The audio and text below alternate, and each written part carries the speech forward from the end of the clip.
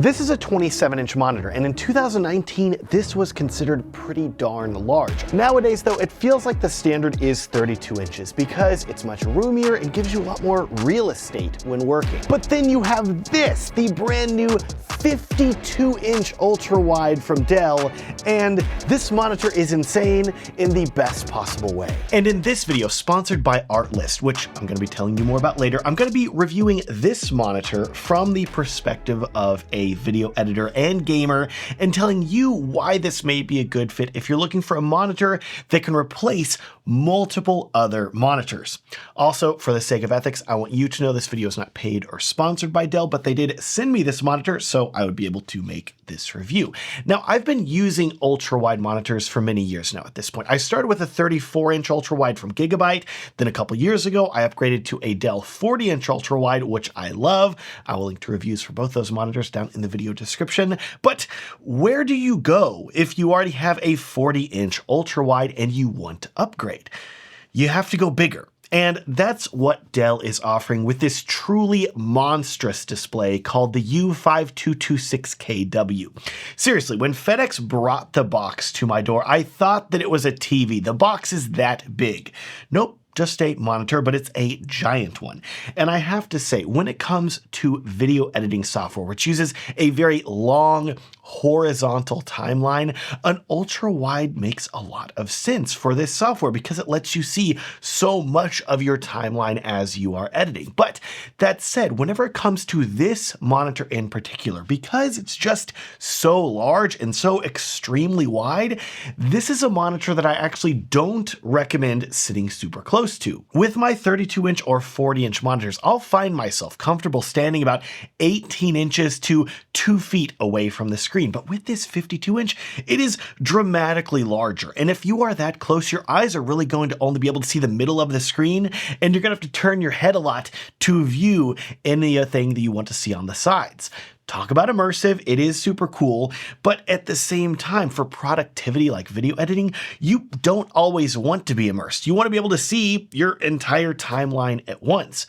Because of that, you'll probably be comfortable sitting about 30 to 35 inches back from this monitor while working. So before you go out and buy it, I would measure your desk and chair setup and make sure you have a setup where you're able to sit that far back comfortably. Next, let's talk resolution. In the past, one of the limitations of ultra-wide monitors is that while they would give you a lot of horizontal pixels, the vertical pixels would be lacking. But I'm happy to tell you this is one of the highest resolution monitors that you can buy today, coming in at 6,144 by 2560 pixels.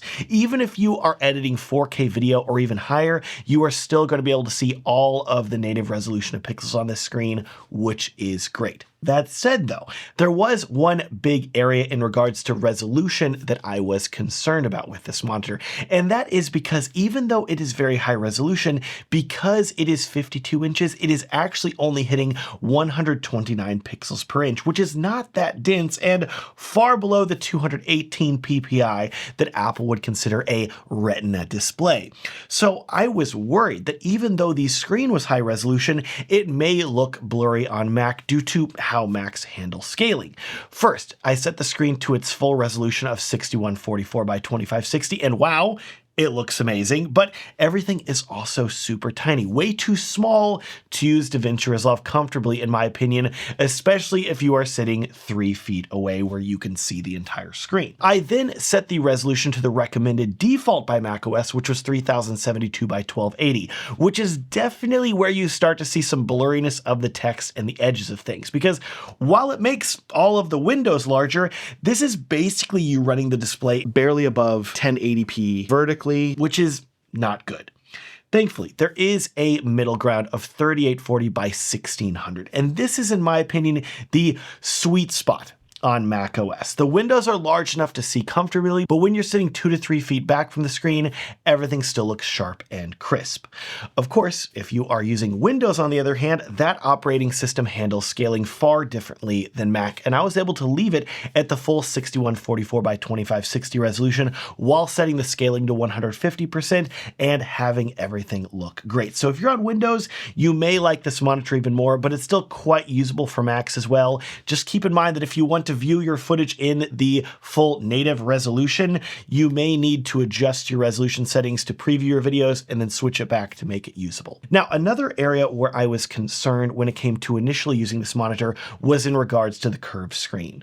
I used to not like curved ultra-wide screens. My first was completely flat, but I know a lot of people like them, and I've since come around to them, especially after using a curved Dell 40-inch monitor for a couple years now.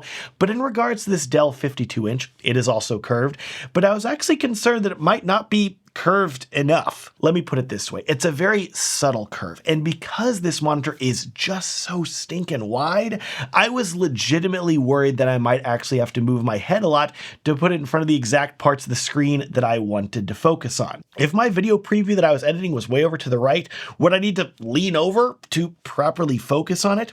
Thankfully, in all my testing, while this monitor is quite wide, sitting further back as I recommended is very helpful. And in addition, one of the best decisions that Dell made when creating it was using an IPS black panel, which is basically the best contrast that you can get for IPS technology. But most importantly, this panel gives the monitor a very wide viewing angle, meaning that even if you are not looking directly in front of something, which you probably will not be because this monitor is just so wide, even things viewed on your screen off axis will still show you great color and contrast because of that IPS tech. That said, I did notice a slight bit of brightness shift off axis, so if you're going to be color grading videos or editing photos using this monitor, I would recommend putting the preview window directly in front of your face for optimal quality. Speaking of color grading now, let's talk about the color accuracy of this panel. Dell claims that it covers 100% of the sRGB and Rec. 709 color spaces and 99% of DCI-P3, and in my testing with a Spider color calibrator, this appears to be exactly accurate. And even after I calibrated the monitor, it still showed the same results, which is fantastic. In short, if you are color grading Rec. 709 footage, which is what the vast majority of video editors are using these days, you're going to be extremely happy with the colors that you're getting, and you're going to be able to trust that they are accurate with this screen.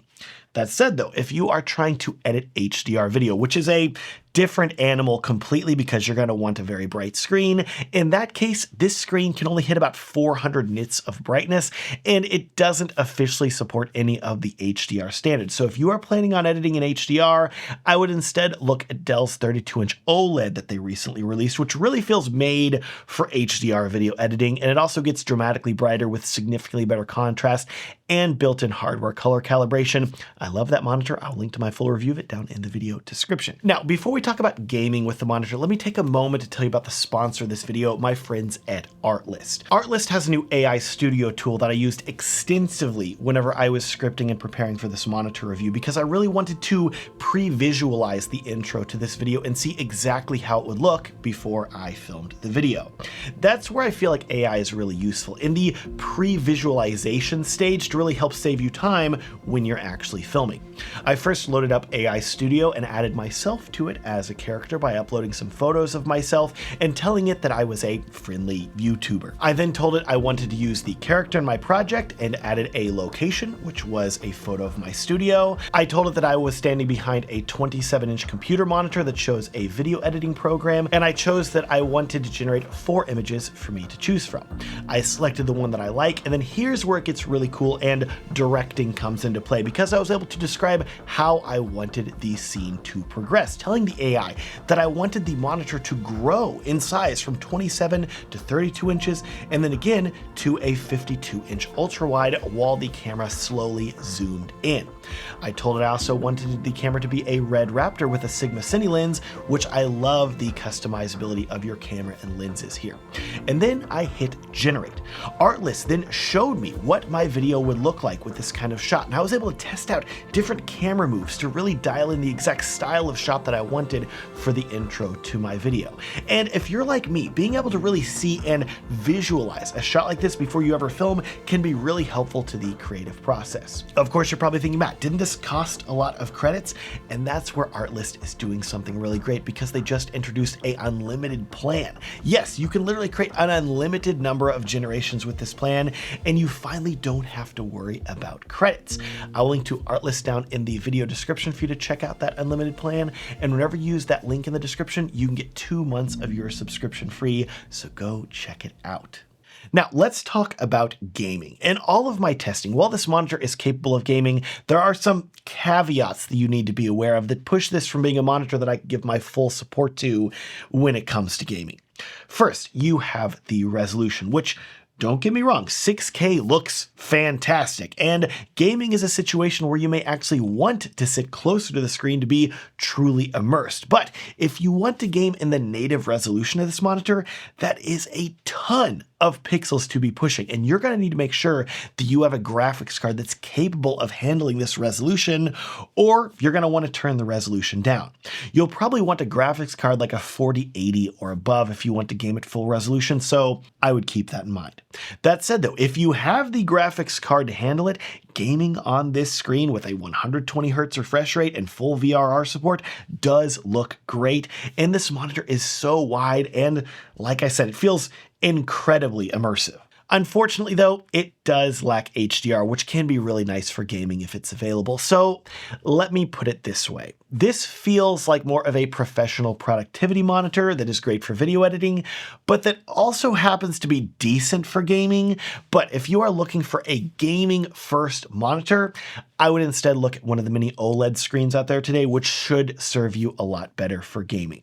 Let me know if there are any OLED screens you'd like to see me review, and I will work on getting my hands on them to review them. Next, let's talk inputs, because this monitor gives you a lot of them. You have 2 HDMI 2.1 and 2 DisplayPort 1.4 ports, plus this monitor is also a Thunderbolt hub with 5 USB Type-A ports, 5 USB Type-C, a 140-watt Thunderbolt 4 connection, a 2.5 gigabit Ethernet port. This is just a wild amount of connections, which if you have a lot of accessories to plug in, this hub can really help you save space and declutter your desk. It also works as a KVM switch too if you have multiple machines you want to plug into it. And I'll add here too, this is easily one of the largest height adjustable stands I've seen Dell offer. And while this monitor is large, it still feels relatively stable on the base, which I can't say for every big monitor that I've used. I do want you to be aware that this stand only supports tilting and swiveling. It is not large enough for you to turn this monitor vertical, which would be really wild. Now, we have the price. Coming in at approximately $3,000 at the time of recording this video, this is definitely not a cheap screen, but whenever you consider just how large it is and how this could feasibly very easily replace a dual monitor setup while still giving you an extremely color accurate panel that feels incredibly immersive for video editing, and if you want to do some gaming on the side, it's still capable of that too. Hey, instead of buying 2 monitors for $1,500 each, maybe just get one that's as big as both of them. I would personally love to see the price drop on this thing by about $500 to $1,000. But if you want a very large monitor that is extremely good for video editing, I think you're still going to be really happy with it. And if you want to save some money, the 32-inch OLED from Dell that I reviewed and linked to in the video description is currently less than $2,500 at the time of recording this video. And that's going to be even better for color grading, even though it is definitely smaller, which feels weird to say that a 32-inch screen, oh, it's pretty small. Well, in comparison, it is. Okay, so I will link to that review down in the video description, as well as where you can buy that monitor as well. Heck, I'll just link to a playlist of all of my monitor reviews if you want to watch them. I have more coming too. A company just shipped me another one that's sitting right over there that I need to review. I will link to my edit videos like a pro guide down in the description also. This guide is going to show you how the biggest rules that I follow as a video editor to create better videos, and it's completely free for you to download. Thanks so much for watching and have a great day.